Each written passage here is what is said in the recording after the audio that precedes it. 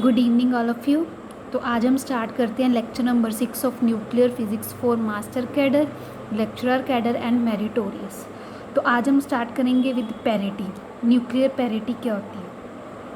तो पैरिटी को डिस्कस करने के लिए हमें कुछ वेव फंक्शन के बारे में डिस्कस करना पड़ेगा पहले कि वेव फंक्शन क्या होता है। तो क्वांटम मैकेनिक्स में वैसे हम इसको डिटेल में डिस्कस करते हैं, तो यहाँ पर भी मैं आपको बताती हूँ कि वेव फंक्शन क्या होता है थोड़ा सा। तो क्वांटम मैकेनिक्स में हमने ये पढ़ा है कि हर एक मूविंग पार्टिकल के साथ वेव एसोसिएटेड होती है। तो उस वेव को डिस्क्राइब करने के लिए हमारे पास एक फंक्शन होता है जिसको हम बोलते हैं वेव फंक्शन जाई, और उसको जाई से रिप्रेजेंट करते हैं। और जाई डिपेंड करता है स्पेस कोऑर्डिनेट्स पर एक्स वाई जेड। तो वेव को डिस्क्राइब करने के लिए वेव फंक्शन होता है हमारे पास, और वेव फंक्शन डिपेंड करता है स्पेस कोऑर्डिनेट्स जाई एक्स वाई जेड पर। फर्दर वेव फंक्शन अब सिमेट्रिक भी हो सकता है और एंटी सिमेट्रिक भी हो सकता है। सिमेट्रिक वेव फंक्शन का मतलब है कि अगर हम space coordinates x y z को के साइन को इंटरचेंज कर दें, मींस कि एक्स वाई जेड की जगह हम अगर कर दें minus x minus y minus z, तो हमारे पास अगर वेव फंक्शन का साइन चेंज नहीं होता है तो वो क्या होगा? सिमेट्रिक वेव फंक्शन होगा। बट अगर स्पेस कोऑर्डिनेट्स के साइन चेंज करने पर, मींस कि एक्स वाई जेड को minus x minus y minus z करने पर अगर साइन चेंज हो जाता है तो उसको हम बोलते हैं anti symmetric wave function.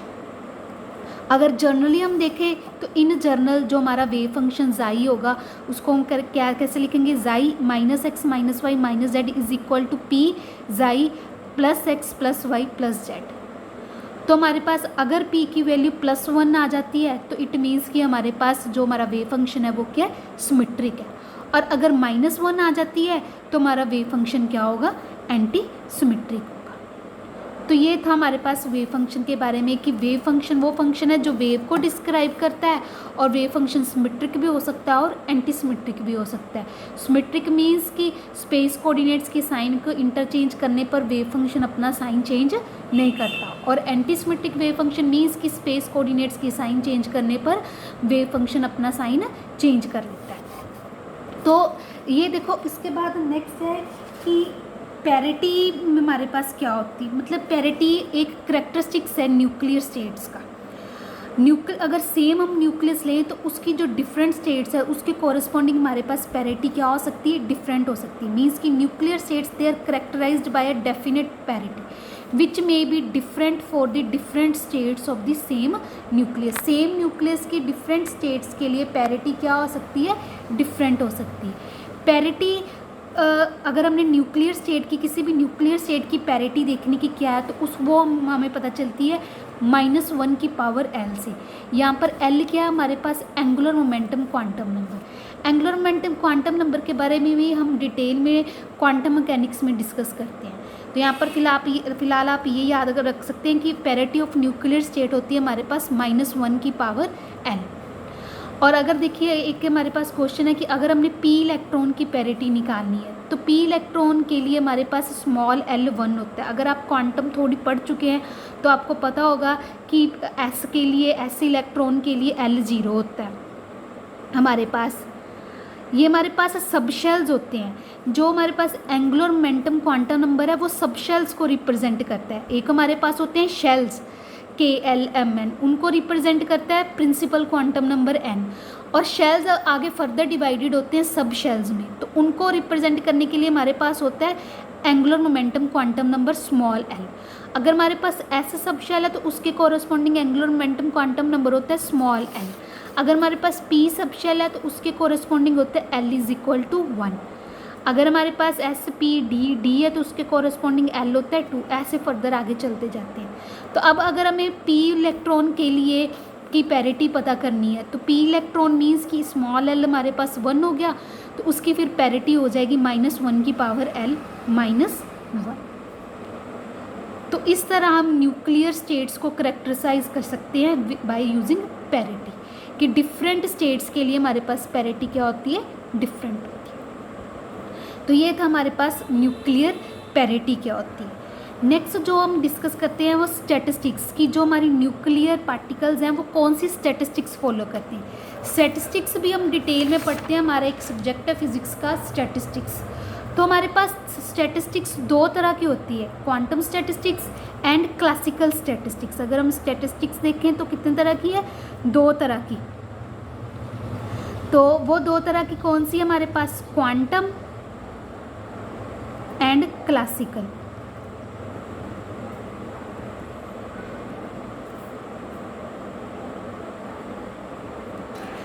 Classical में क्या होता है, पार्टिकल्स होते हैं डिस्टिंग्विशेबल, मीन्स कि पार्टिकल्स को हम डिस्टिंग्विश कर सकते हैं। और जो हमारे पास क्वांटम स्टैटिस्टिक्स होती है उसमें होते हैं पार्टिकल्स इनडिस्टिंग्विशेबल। तो जो हमारे न्यूक्लियर पार्टिकल्स हैं वो क्या होते हैं, इनडिस्टिंग्विशेबल होते हैं। तो इट मीन्स कि वो स्टैट्स फॉलो करेंगे, क्वांटम स्टैट्स फॉलो करेंगे। फर्दर जो क्वांटम स्टैट्स होती है वो भी दो तरह की होती है, वो होती है फर्मी डायरेक्ट और Bose Einstein stats. It means कि जो हमारे न्यूक्लियर पार्टिकल्स हैं फिर वो या तो बोस आइंस्टाइन को ओबे करते हैं या फिर वो फर्मी डायरेक्ट स्टैट्स को ओबे करते हैं। अब अगर हमारे nuclear particles Fermi direct state, वो वाले nuclear particles Fermi Dirac states को ओबे करते हैं जिनके corresponding wave function anti symmetric होता है। एंटी सिमेट्रिक अभी हमने पीछे पढ़ लिया कि क्या होता है। तो वो न्यूक्लियर स्टेट्स जो न्यूक्लियर पार्टिकल्स जिनके कॉरस्पॉन्डिंग जो वेव फंक्शन है वो एंटी सिमेट्रिक होता है, तो फिर वो पार्टिकल्स फर्मी डायरेक्ट स्टेट्स को ओबे करेंगे। और जो पार्टिकल्स फर्मी डायरेक्ट स्टैट्स को ओबे करते हैं उनको हम बोलते हैं फर्मियोन्स। और उनकी जो स्पिन होती है वो होती है half integral spin. Half integral means कि 1/2, 3/2, 5/2 मीन्स कि हाफ इंटेग्रल का हाफ इंटेग्रल होती है स्पिन हमारे पास। और जो फर्मियोन्स होते हैं, फर्मियोन्स का मतलब मैंने बता दिया कि जो फर्मी डायरेक्ट स्टैट्स को ओबे करेंगे। फर्मियोन्स एक पॉली एक्सक्लूजन प्रिंसिपल को भी ओबे करते हैं।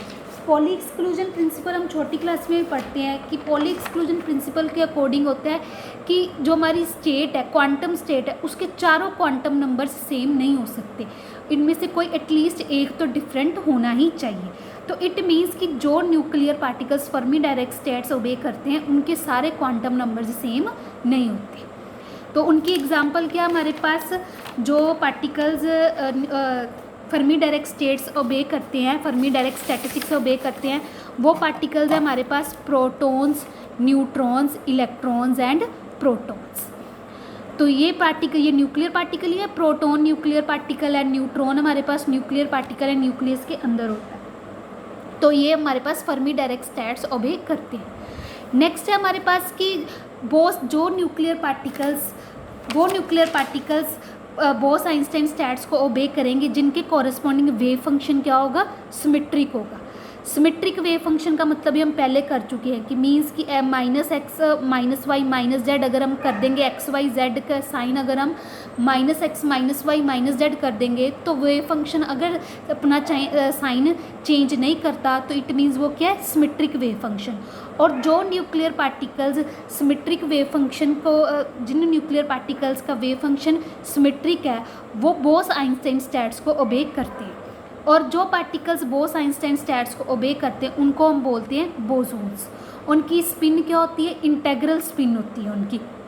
इंटेग्रल मीन्स कि 1 2 +1 +2 +3 H क्रॉस साथ में मल्टीपल होता है, +H क्रॉस +2H क्रॉस, इस तरह।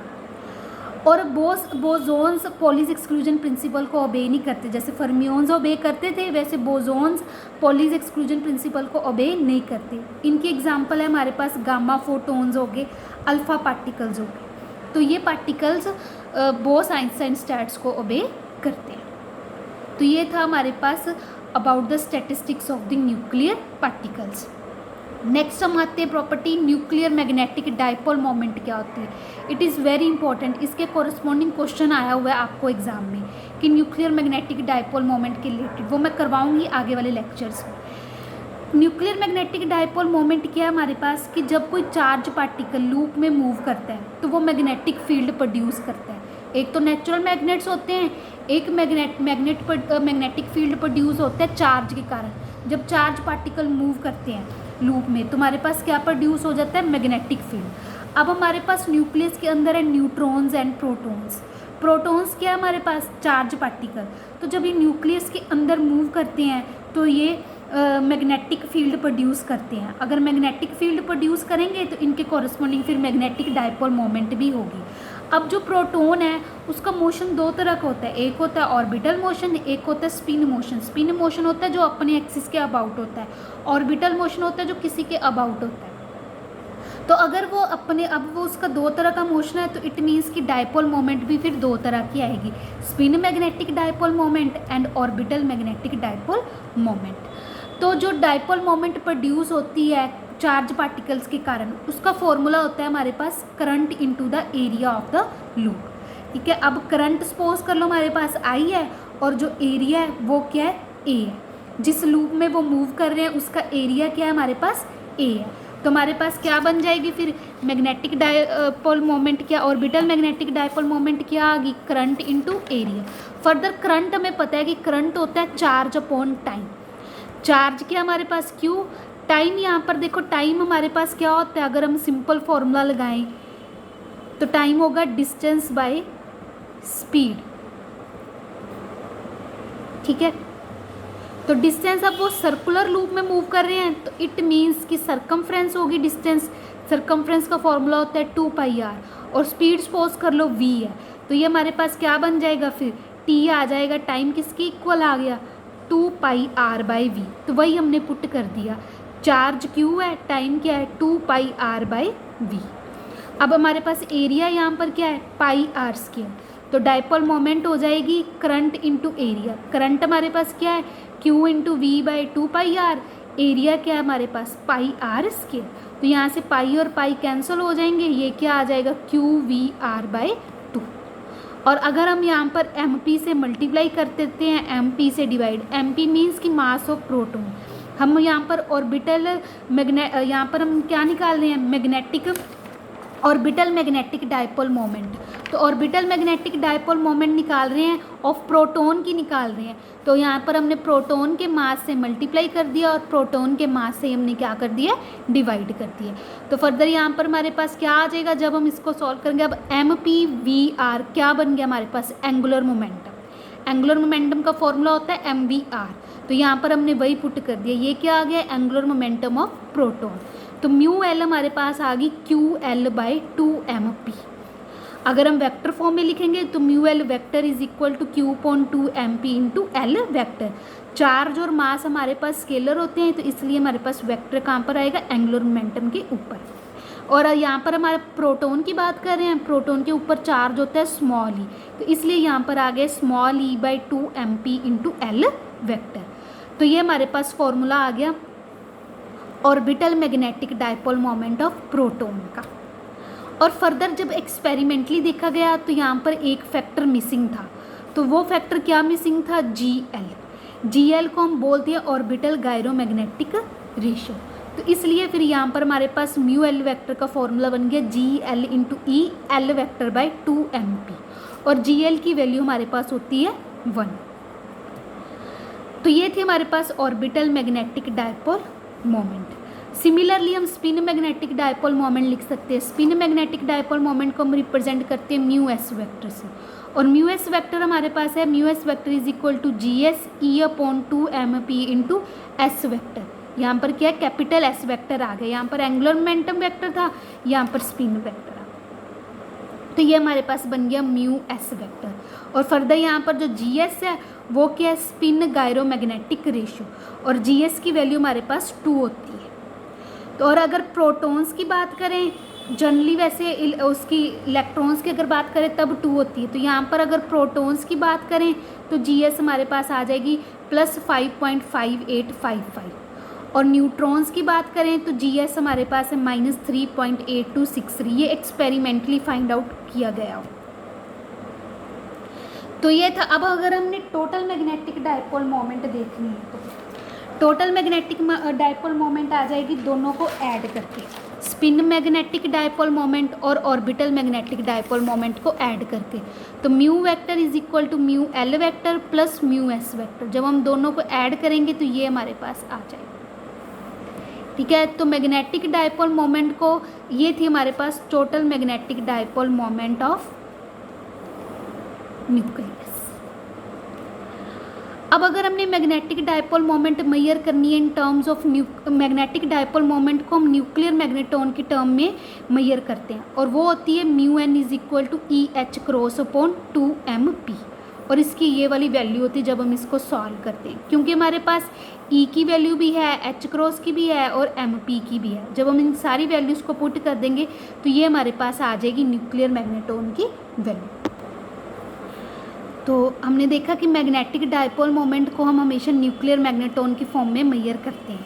तो अगर हम देखें एक्सपेरिमेंटली तो हमारे पास म्यू प्रोटॉन होता है 2.792 म्यू एन। यहाँ पर म्यू एन क्या हमारे पास न्यूक्लियर मैग्नेटॉन। और अगर हम बात करें न्यूट्रॉन की तो म्यू न्यूट्रॉन होता है हमारे पास -1.913 म्यू एन। ये हमारे पास mu proton and mu neutron means dipole moment of proton and magnetic dipole moment of neutron in terms of nuclear magneton. तो अब अगर आप देखो तो हमने अभी थोड़ी देर पहले कहा है कि मैग्नेटिक डायपोल मोमेंट अराइज होती है जब चार्ज पार्टिकल मूव करता है। तो अगर हम न्यूट्रॉन देखें तो न्यूट्रॉन चार्ज पार्टिकल नहीं है, न्यूट्रॉन के ऊपर कोई चार्ज नहीं होता, बट फिर भी इसकी मैग्नेटिक मोमेंट है। इसकी मैग्नेटिक मोमेंट का हम रीज़न ये कह सकते हैं कि न्यूट्रॉन आगे फर्दर बना होता है क्वार्क्स का, जो हम करेंगे हमारी जो पार्टिकल फिजिक्स आएगी उसमें हम डिस्कस करेंगे कि क्वार्क्स क्या होते हैं। बट यहाँ पर इतना बताती हूँ कि न्यूट्रॉन बने होते हैं फर्दर क्वार्क्स पार्टिकल के, क्वार्क्स के ऊपर चार्ज होता है। तो हम ये कह सकते हैं कि जो न्यूट्रॉन की मैग्नेटिक डायपोल मोमेंट है क्वार्क्स के कारण है हमारे पास।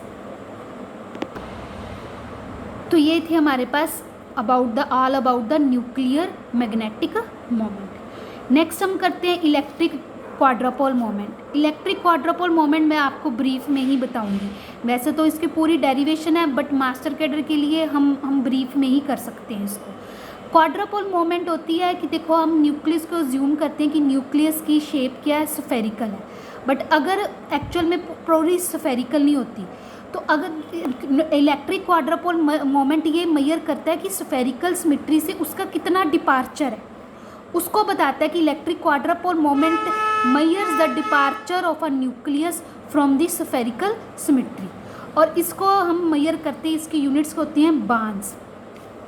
तो क्वाड्रापोल मोमेंट देखो अगर तो Q इक्वल टू 0 होगी, इट मीन्स कि कोई भी डेविएशन नहीं है स्फेरिकल सिमेट्री से, क्योंकि मैंने इसकी डेफिनेशन में भी बता दिया कि इलेक्ट्रिक क्वाड्रापोल मोमेंट ये मेजर करता है कि न्यूक्लियस स्फेरिकल सिमेट्री से कितना डेविएटेड है।